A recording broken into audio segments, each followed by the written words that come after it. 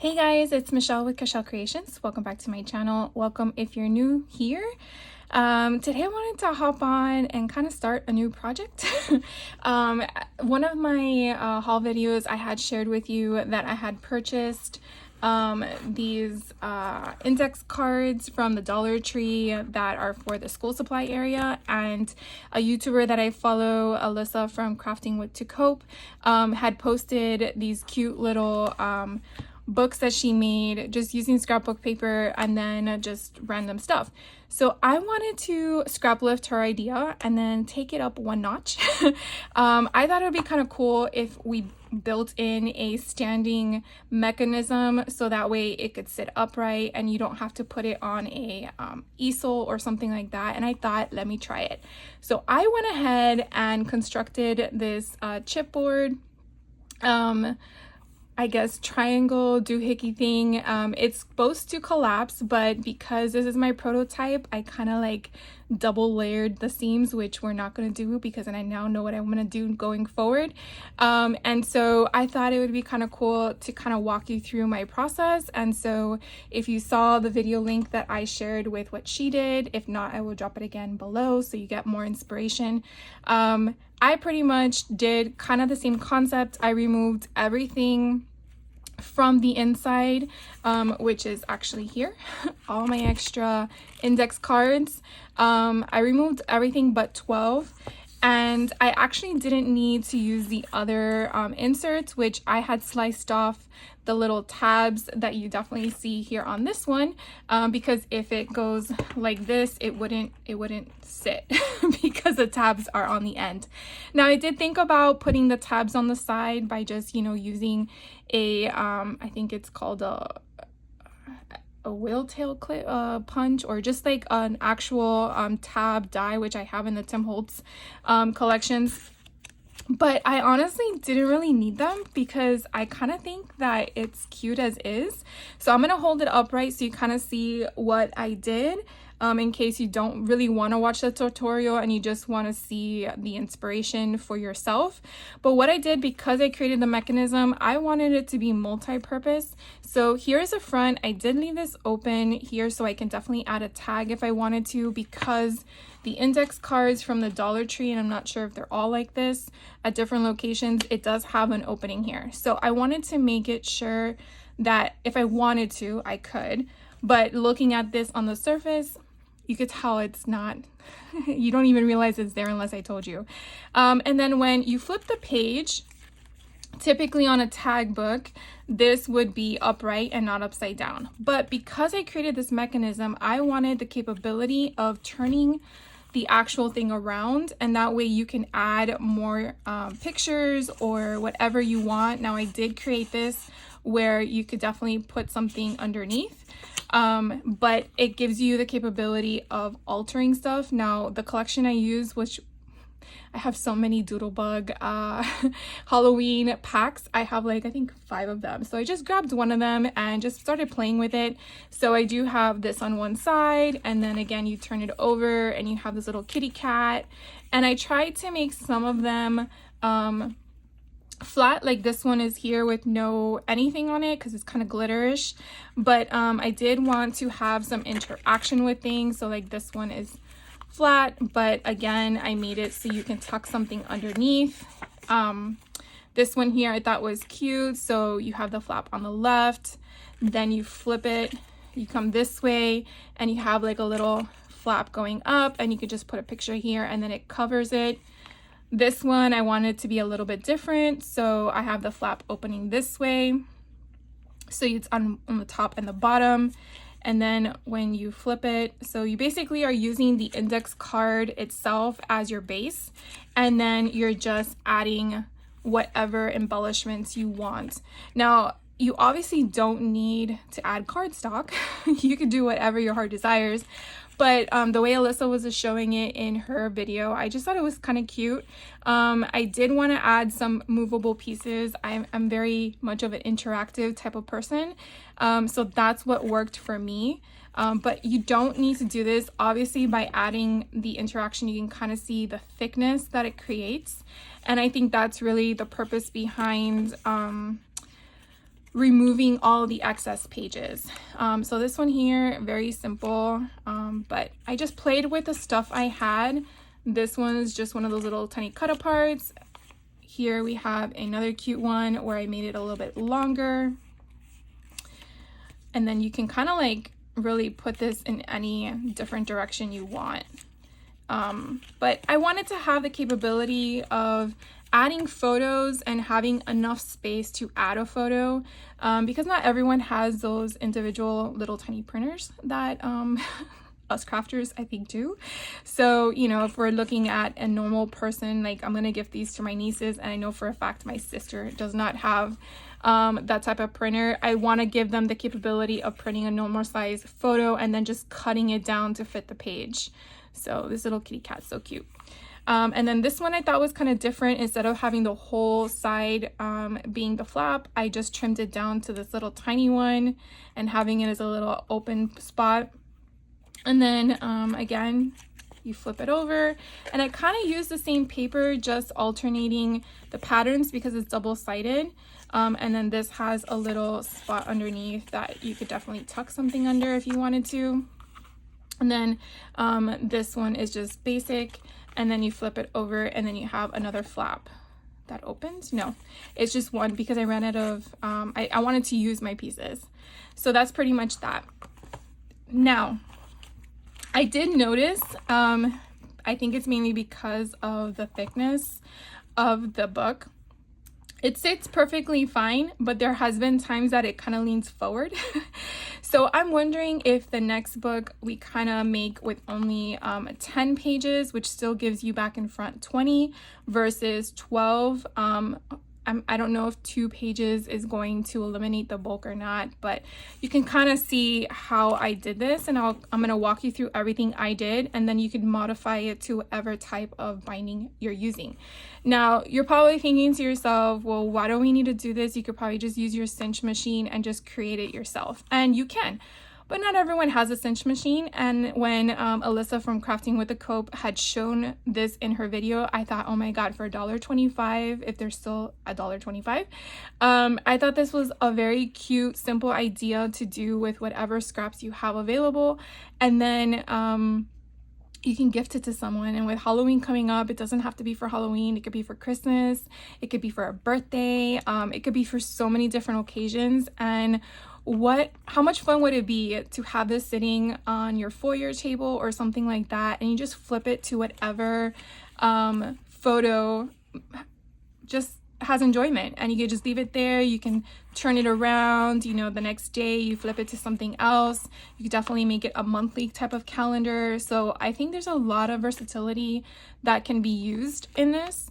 Obviously the color itself of the plastic covers, that might be a deterrent depending on what colors you like. Given the colors at the Dollar Tree, I think there's only 4 to choose from, but it kind of inspires you to do other things. So enough of the chatter, let's get to it. What I'm going to share with you is kind of the stuff that you're probably going to need on hand, or the things that I used. You're definitely going to need chipboard. Now, I already have thick chipboard. If you don't have thick chipboard, my best suggestion would be any boxes that are in your pantry that didn't go or are in the recycle bin but haven't made it to the curb yet. You could definitely use those, probably layer them multiple times so you can get a thickness. So I grabbed a couple of pieces. The other thing that you probably are going to use or need is a trimmer of some sort. I do have a trimmer that I specifically use only for chipboard, because that way it's one blade that I'm what do you call it, using often, versus my paper trimmer blade, which will be dull in a matter of seconds over time. And then I do have a scoreboard. I guess I should make my table bigger here. I do have a scoreboard. I have a chipboard trimmer that I'm going to use. You definitely going to need one of these if this is what you're going to do with your project. So that is what we're gonna do off the bat. As you can see, I have like a whole bunch of remnants I keep in a package because I use them for this kind of stuff. The next thing you're gonna do is, after we're working on this, you are going to need to figure out what cardstock collection you want to work with. If it's just like a paper pad and you're gonna work off of that, if it's scraps. The reason why I'm gonna say that is because of what happened with me on this. Now, when I started doing this, I just, again, was just playing around, seeing if I can even make it. And I used white cardstock to bind the chipboard together. Then when I realized, oh crap, this works, I was like, I shocked myself. I didn't want it to be white. I wanted it to be the color that I wanted to use in my collection, which eventually I realized, oh, I wanted to use this collection. And so therefore I had to double bind it. And that's where I think the thickness is my downfall with that, because it's really supposed to be solid, like one solid piece, and it was before I doubled sealed it. So that's why I'm cautioning you right now and not moving forward, because if your collection, let's say like if I wanted to choose this one, I could go with an orange, I can go with a pink, I can go with a black as my cardstock base. If you want a pattern paper, by all means, just think about the end game. So you can kind of see my construction here, where I do have a hinge piece where I'm binding the front and the back. And so in order for it to work well, you want one small piece as a hinge. So you can have one in the middle, two on this side, three, and then up here, four. Then we're gonna have other cardstock to kind of like secure the wrapping, but at the same time you don't need cardstock on the bottom to wrap it because you already wrapped it. So you kind of want to have the same color work throughout. If you're working with pattern paper, it might be a little tricky because you're probably going to want to match the pattern. So that's something I would probably caution you away from until you get familiar with it, and then have at it. But I like the solid color. You could definitely put stickers on the back if you wanted to, but remember, as you turn them, you're gonna have it hidden. So just something to think about, unless that, you know, it is your make, so you do what you want to do, but I'm just giving you insight into my brain as to how it functions. So I actually pulled 2 additional Doodlebug collections. This one that's pink and I don't even know what they're all called. This one's Hey Pumpkin, but I think it's all Hey Pumpkin. So I have Hey Pumpkin, and then this one on my left is what? I don't even know.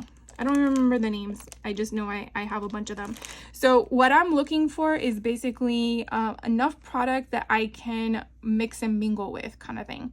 So I think I'm gonna go with the Hey Pumpkin because it kind of blends with the pink that I have going on with this one, this index card. So what I'm gonna do now is I'm gonna go grab my pink cardstock because I failed to get that before I started the video. So give me 1 second and let me grab some pink. Hold on. All right, so I thought I had a deck of random pink colors, but I do not. So this has like a light pink, and I feel like I'm gonna go with this bubblegum pink. So I'm gonna put these other ones off to the side in case I need them.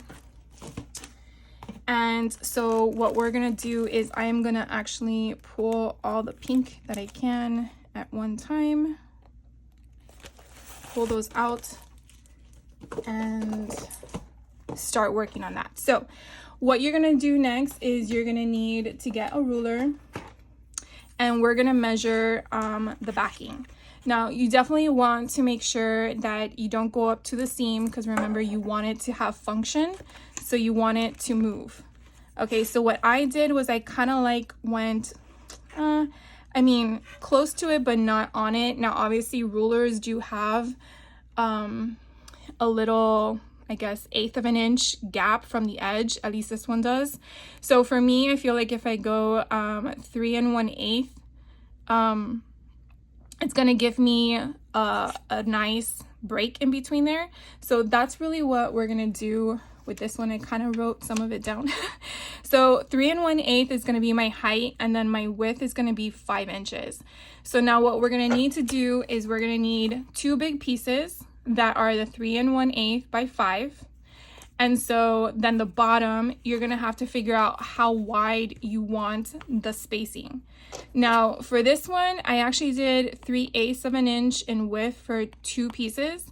But remember, you are gonna have a space in between them because it has to fold. So just take that into consideration in regards to the width that you want. So this total width is about 1 5/8 when it's open. So I think I'm gonna keep it at the same 3/8 of a gap. So what we're gonna do is cut another chipboard, 2 pieces that are 3/8 by 5. Okay, so we're gonna do 4 cuts.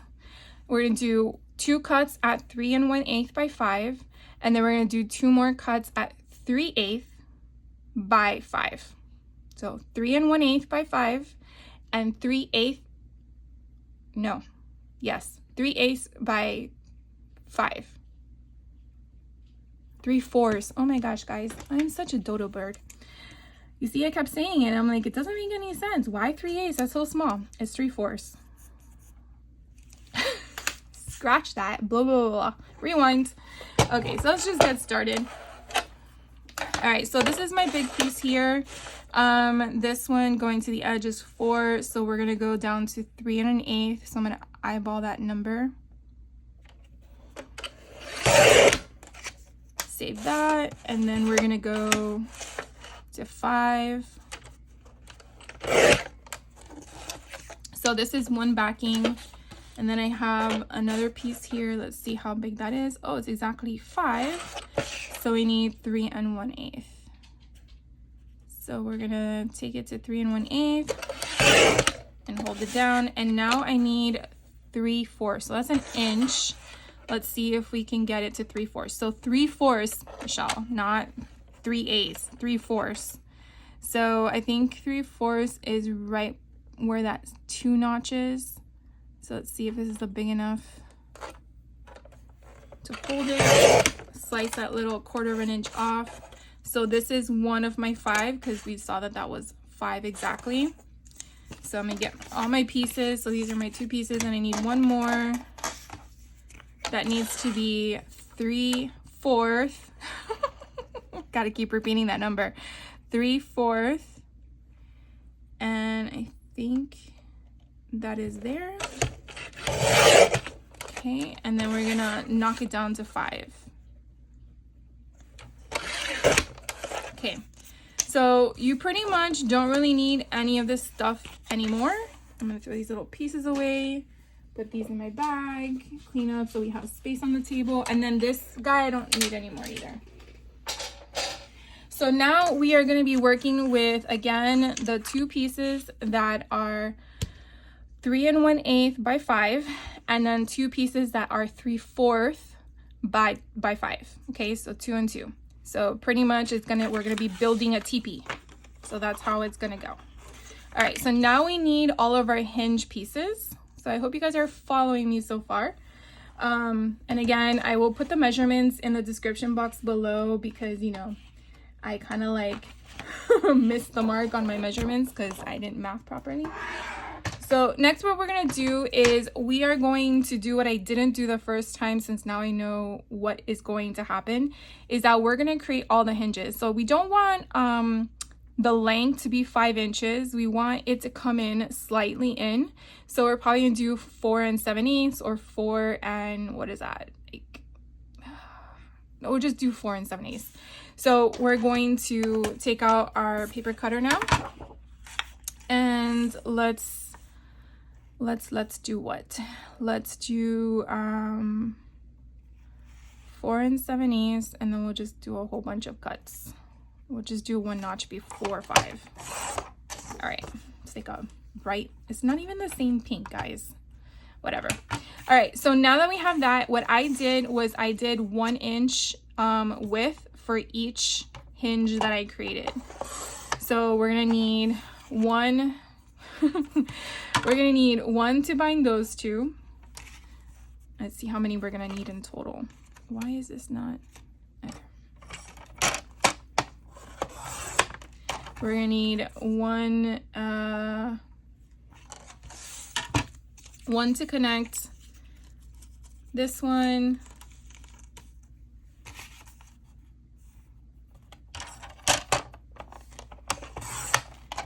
One to connect that one, and then I believe one more to connect the top piece.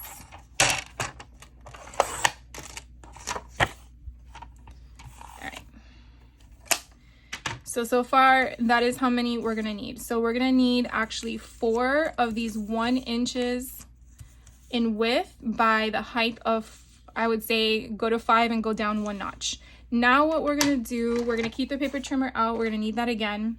Now what we're gonna do is we are going to, this might be a longer video, I'm so sorry guys. You're gonna need your bone folder, and you're gonna take your 1 inch in width at the top, and we're going to do 2 scores. I did at 1/2 and 5/8. You just basically need a width of a gusset. And I don't even know if that's the correct term. It's not a gusset. You need a width of 2 fold marks to be just 1/8 of an inch, because that's gonna be basically the gap that you're going to have on each side for your chipboard. So hopefully that's making some sense. So if you don't know what I'm talking about, just watch the video until I make sense or just follow me. But you basically want 2 scores. It's wherever you want it to be. It could be 3/8 and 1/2 or 1/2 and 5/8. That doesn't really matter because you can turn them each and every way and it's still going to be the same concept. The goal is you just want to have 2 score marks to help you fold and bind the seams. So this is actually kind of fun. I hope you guys are liking a variety of different projects. But I think this is kind of neat if you wanted to create a concept like this. So now we're gonna basically do is we are going to fold them. So you're just gonna fold at one of them, go down, then you're gonna fold on the other one and go down. All right, so you basically have like a little tiny, like if you created a spine, let's just call it like that. So again, you're gonna do that on all of them. I know you probably don't want to watch me do this, but I don't know how else to speed up the process because I didn't do another option. I feel like one of those baking shows, like she already has it in the oven completely done. She's just showing you how to make it so you can see a product done from start to finish and get an idea of real-time makes, I guess. So anyways, once we're done with all of this, you're gonna need to get your liquid adhesive, and now we're gonna construct it. So the first thing I'm gonna do, which I think is the easiest thing to do, is the 2 top pieces. It doesn't really matter which one you grab because they're all the same. So what we're gonna do is, hopefully you guys can see this. There we go. We are going to glue one side. So you're just gonna put your liquid adhesive on one of the sides before the fold, and you're just gonna, it doesn't matter what side you're gonna do this on, and you're gonna butt it up to that part. Now you're gonna get your bone folder and you're gonna try to get all that excess glue out. And I probably should have had a mat down because I'm making my table really messy, but that's okay. So again, we're just kind of like making sure that's done. And now we are going to do the same thing on this side. So again, I'm just using liquid adhesive. Could you use double-sided adhesive? Of course. I don't know how long it would probably last because sometimes depending on your area of humidity and dryness, it could eventually come up. But so you can kind of see, again, you have a really nice, oh, I want them to be even, Michelle. Let's make that even. So you can now see that we have that fold. Now you might have a little bit of a pop-up, but I mean, it doesn't really matter because eventually it's gonna open up like this. But you basically, you've created a little teepee, okay? So the next thing we're gonna do is we are going to bind one of the bottoms. So again, we're going to do the same kind of concept. We're going to do this side, of course.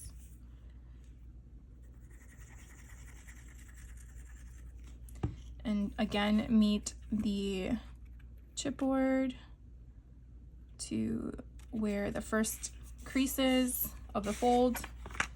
And again, try to get all the excess glue out. Probably should have used the paper.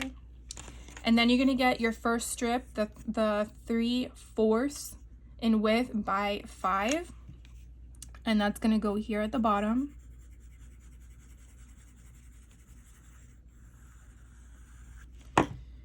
And we are gonna now line that up again up to the crease. Now if you want to go further in, by all means, but this time I don't want there to be too much of a tightness. I want there to be more flexibility, so that's why I'm keeping to it. The other one I actually went a little bit closer, and I think that's probably where my downfall was. All right, so now the next piece, instead of doing the back side, we're actually going to do the top. We're going to do the top because we want the fold to now go up. Okay, so we are going to go this way, and we're going to turn it around. Yes, we're going to turn it around. So now we're going to do the same concept. Probably would have been better in black now that I think about this. And again, I'm just gonna line it up to that first crease like I've done with all the others. And then flip it over.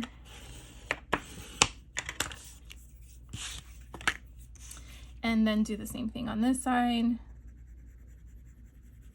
Now, before we connect the final piece, this is where I wanted to see if this was going to be a better option to do it with you guys on camera. So again, we're going to go up to that crease and burnish it down, making sure that all that excess glue is out. So once we adhere this portion here, it's going to be closing like so. And we probably want it to close correctly. There we go. Definitely want to make sure that the fold is there. And because I have such a big gap in between my stuff, I just want to manipulate it to where we want it to be with the paper. All right, so it's eventually going to close like that. But before we do that, I kind of want to encase this portion, and it was easier when I didn't have it completely confined. So what we're gonna do next is do another cut. And so remember, it was 5 inches across, but we want to wrap. So 5 inches across, and I want 1/2 inch on each side. So we're just gonna go to 6 because that will give me 1/2 inch wrap on both sides. And remember, it's 3 1/8, but I'm gonna actually go to 3 1/16 because I don't want it to go to the very top. And so now what we're gonna do is we're gonna take this, so it kind of gives it a nice streamline, and then we're gonna wrap it.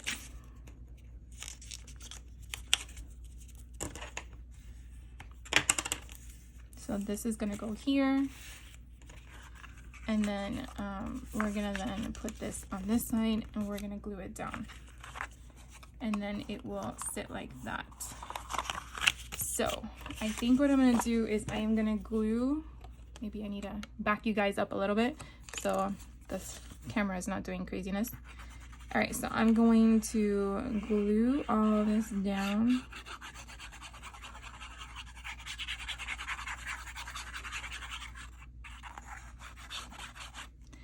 I want to make sure I get the edges. Okay. So we're gonna go where the seams are, and I am going to eyeball it.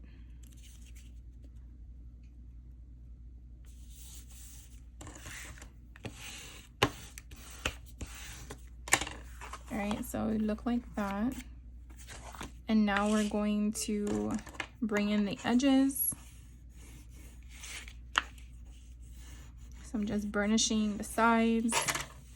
And then again, we're gonna glue this sucker down.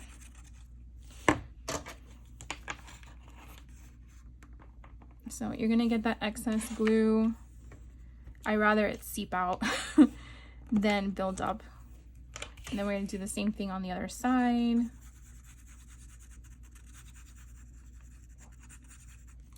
Now, because I'm doing it this way, I'm actually gonna put a backing on the inside because sometimes you can see it. And I don't know if you're like me, but sometimes you see things and you're like, I really would like for that to be, you know, flat. And once you put it, once you do this, you're not going to be able to see it. All right, I really should have put down a mat. So let's see, do I have any extra pieces that would fit perfectly? I do. So we're going to cut this down to 5 because we don't need to wrap it now. So this is just gonna layer right on top of here, like that. All right, so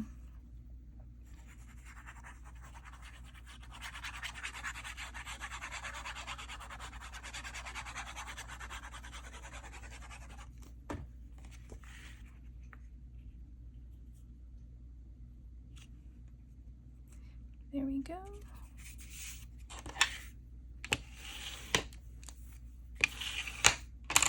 All right, so again, we're gonna figure out the next one. So if I make this the back, I wanna have the inside wrapped, but I wanna also be able to put this one up. So what we're gonna do is we're gonna do another one like we did the front cover, but backwards. So let's get another sheet of the pink and we are gonna do again,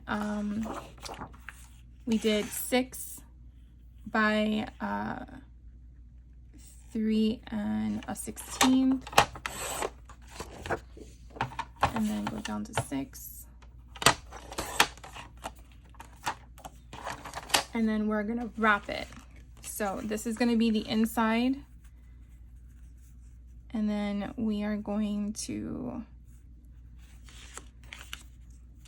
wrap it, because this is going to be the back that's going to be taped onto the back. So we don't really have to wrap that portion. But I don't want to do the wings yet because we want to put this on top. So let's glue this down. I probably should have done 3/8, but wasn't really thinking that closely to it. So again, the ones with the wings is going to be 3 1/16 by 6 inches, and then each side is going to have 1/2 inch to fold. And then if you are doing a cover like this and you want it to be exactly the width of it, then you want to do 3 1/8. So it just depends on what kind of option you're getting. All right, so now we're gonna hinge these 2 pieces at the bottom with that other piece that we haven't done yet. Okay, so now what we're gonna do is we're gonna take the first piece here and go up to the first score line, and then put our chipboard down and burnish that. And we just want to make sure that we're lining everything up. Okay, so the next piece is basically going to fold over. So I just want to make sure that we have everything.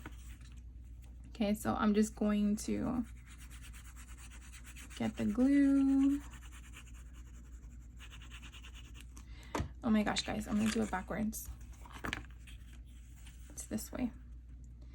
So we are going to now adhere it. So don't do what I was about to do.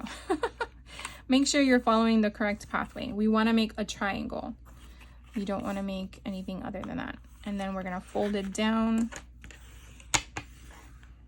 Okay, and now we're gonna fold in our little wings. Okay, so I'm gonna bring that in. And I'm just taking my bone folder and kind of like making that crease happen. And then taking my adhesive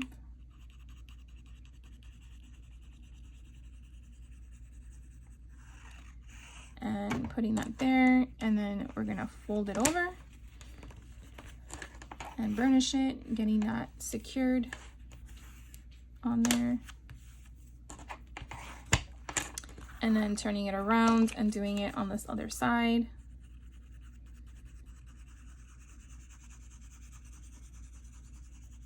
So it didn't take that long, I guess. If I was not chatting so much, we probably would have gotten this done in 20 minutes versus 30, but anyways. So now what have we created? We have created a pocket. And so you're gonna be like, well, wait, Michelle, what about the inside? Yes, that's what we're gonna do next.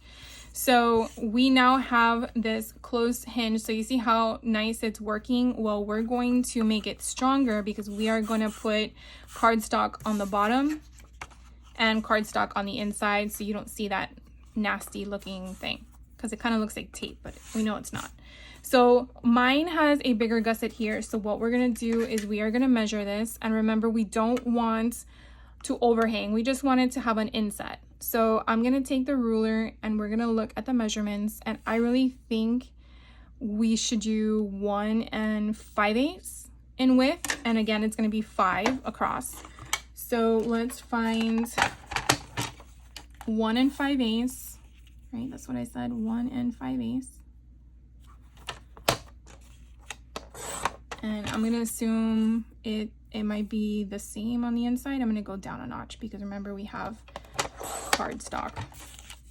And then we want it to be, oh, I guess I should have measured. It is the right measurement. Okay, good.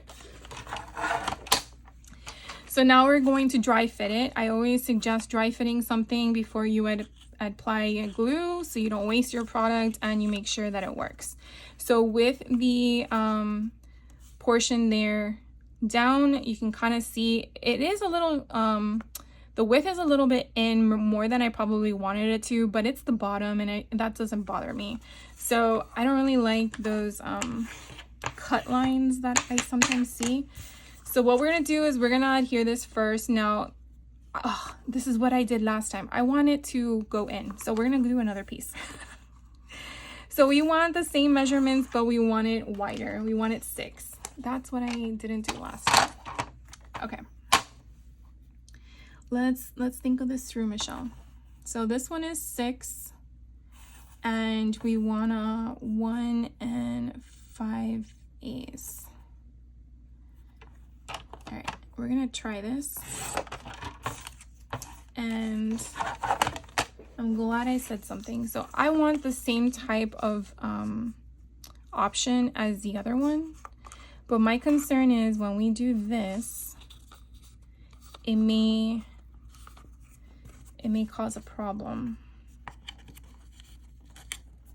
See, because I think having all of it sealed like that gives it a nice finished look. Like, mind you, these are for my nieces, but I still want to do a good job. So, all right, that's how we're gonna do it, and we're just gonna let it really dry before I start creasing it.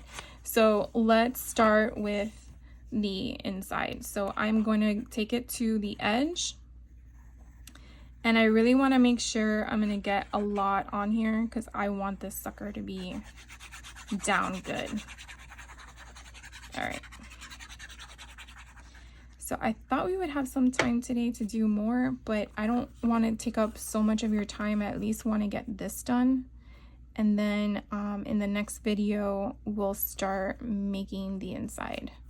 All right, so what I'm gonna do is with my 2 fingers inside, I'm gonna use my bone folder and kind of like push this down with that pressure, and then put my fingers in there again, because you can't push down because remember we created a hinge. So it's kind of like we have to maneuver it with pressure of our own. So I just really want to get that glue down. I want to really let it sit, and we're going to do the crease. So you can definitely see how the crease is. And we're going to now do the wings. so we can get all that dry, so that way we can crease it in. So again, I'm just pushing this in to get that nice crease. And then once it dries, we're going to create that fold, which is there, but we need to manipulate it again. And then again, doing the same thing on this side, and then folding it down, and then burnishing it with our thing. So as of right now, this is kind of like what it looks like. So it looks like a teepee. So I'm gonna give it a few seconds. I don't want to put the other one inside just yet, because if you didn't create the crease yet, it will probably be harder. Now remember, we want it to go down, so that's what we're gonna do first, and I think we can try. So I am gonna take my bone folder, and just like you do with a folio, you want to kind of like manipulate the paper as you're molding it, meaning folding it, but you don't want to just do it. You want to gradually get there, so that way you are not breaking the paper, you're kind of creating the crease, and any glue that's still available to adhere is what's doing that. So you can kind of see how we're creating that fold, and this is what I'm hoping will occur. So again, I'm just making sure that we have that. And as you can see, it's still folding completely down. So now the trick is going to be on the inside. Granted, I feel like this is a little lopsided, but it could be because of the big gap I had. But that's okay. It's still going to do its job. It's laying flatter than the other one did. All right, so take it up, and you kind of see that bend is there. So now we're going to insert the other piece. I'm still going to dry fit it. This one we don't need to have it overhang. But it seems like I cut it too short, so we're gonna cut it again. Oh, maybe it's the wrong piece.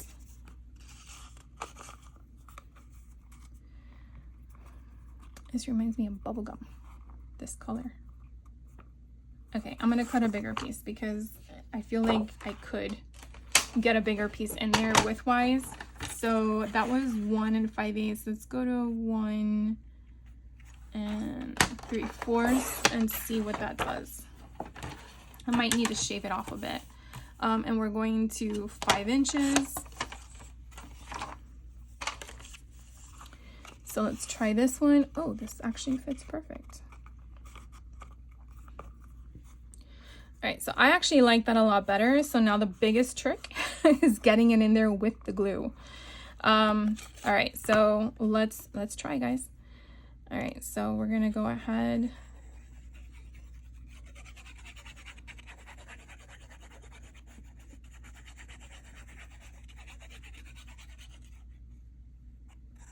All right, and we are gonna try really hard to get this to go all the way down. And this is the part where you gotta move fast, because once the glue dries, that's it. And I wanna make sure I get it even on both sides. So you probably don't wanna use double-sided adhesive in this spot, because you won't be able to get it up, and then all that hard work was for nothing. So I am going to go side to side in here. And again, I'm just getting it to go down, and then remember, we're gonna push in. So when we do that, it's gonna bubble. What I probably am gonna recommend is using your fingers to manipulate, like if you're going in there and massaging it up, because you obviously can't get a bone folder in there, but you can definitely see if, as you're moving it, if anything is bubbling, then stop and then massage it down. Try to get that glue to adhere to the cardboard or cardstock, chipboard, sorry. And then again, start playing with it. So it could be, see, this is still a lot better than the purple one, because it's laying as like flatter. And then when we push this down, it's upright. And that's really what you want. You want that flexibility. All right. So how I adhered this to here was I used double-sided tape. The one time I tell you to use double-sided tape. I am gonna tell you that I did this, but I did it after we cut this all down, and I know it's been 45 minutes or so, but we're gonna just do this really quick because it doesn't take but like 2 seconds. So you want to get big giant scissors if you have any, and what you're gonna do is you're just gonna count out 10 pages, or I'm gonna count out 7 pages. So 1, 2, 3, 4, 5, 6, 7, 8, 9, 10. We'll just keep 12 just in case, because we can't put them back. All right, so from here going out, we don't need them. So Alyssa in her video kind of shared a trick, which I really loved because I did it and it worked perfectly, was you want to cut on the little holes. So by cutting as close to the edge, you're basically being able, because there's a perforation there, you can reuse these in another make, and then these just slide right out and go in the garbage. Like, so easy. These, no, they actually just come right out. They're already perforated with a spot. So you could just take these out for right now and put them to the side. And then you're basically just gonna go through these and do like a section at a time. And then again, just go through the same format, making sure you're obviously not choosing or the 10 or 12 that you put to the side. And again, just toss these in the garbage and these to the side because you're going to use them again. Let's see if we can cut more out at the same time. So let me know if you guys are liking this project. I just thought it was fascinating. I went from candy boxes to index cards. You know, so much for my golden books. That's all I gotta say. But they're still there to be worked on. I work on them on the side. I haven't completed any of them. They're all in process, but hopefully I will have some time next month to get some of them done. So again, you're just gonna go through them. So I really feel like this is a fun project. You could probably even do this with your kids once you get the mechanics going for them. But a lot of times we get those free, what do you call them? Free paper pads from like places you order, if you order from scrapbook.com, and you don't have the whole collection, but you have like just a pad of paper. And sometimes that pad of paper comes with embellishments. And I think this would be a fun project just to use up that freebie if you want to do a small make. And I don't know, I just think it's kind of fun. So here is the last stash. So we're going to do these real quick and then adhere the backing. I find that adhering the backing after you've done all this actually helps with the bulk. So that's why I'm suggesting it. If you definitely want to do the backing before you do all this, by all means, it's your prerogative. But I'm just trying to help you guys out in regards to the process. And that's it. So you have all those extra index cards to play with. All right, so now you want to make sure this is the back. And now we're going to attach this here. Okay, so the reason why, again, I didn't put anything here is because we're going to make this the back, and it's actually easier to remember what's your front and what's your back. So we're going to take off these extra tape pieces that I have as extras, and we are going to do the back. So I just put it down, try to get it as close as I can to the edge. Because I definitely want that sucker to stay down. And then this small piece here, I actually have a 1/2 inch as well. That is easier to put down.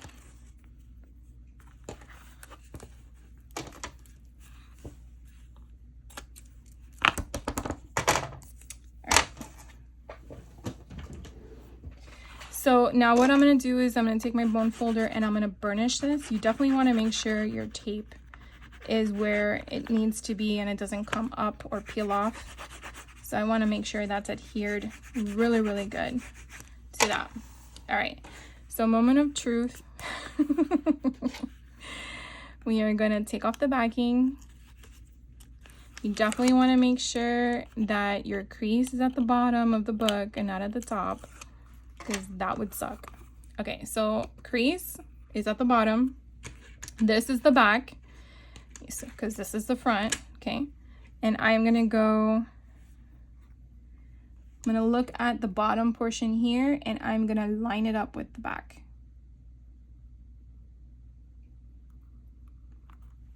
Okay, and now I am going to burnish this as well. So I'm going to go back.